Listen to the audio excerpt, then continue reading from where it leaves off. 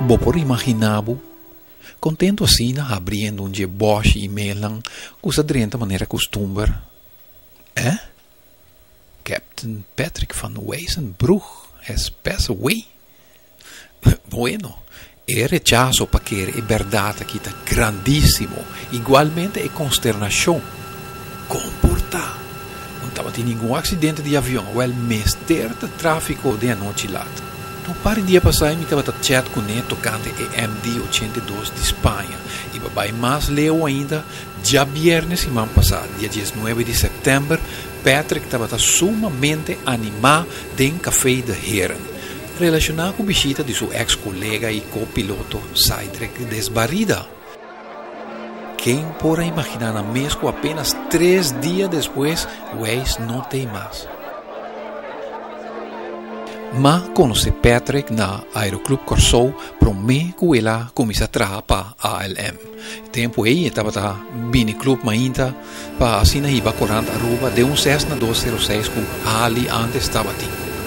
Luego, com sumo orgulho, meu mestre visa que Patrick escolhe minha persona para fotograficamente eternizar seu casamento junto com Gera, tempo na casa.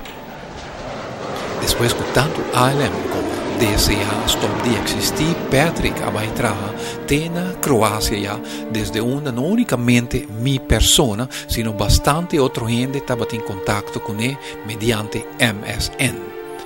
Waze, maneira não se chama, seu número na MSN estava com o pai primeiro. Te aui, como está gravando o tributo aqui, e te que tu vai offline riba MSN.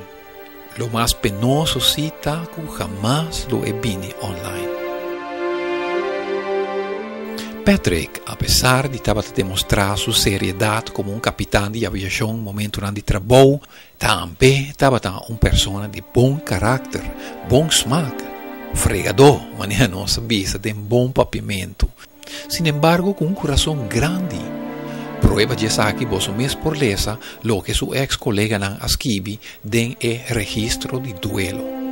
Desafortunadamente, é mesmo um bom coração. Abruptamente arranquei fora do mundo aqui na uma idade extremadamente jovem, largando atrás sua senhora e uma sumamente afetada para esse sucesso que nenhum gente jamás lo por espera.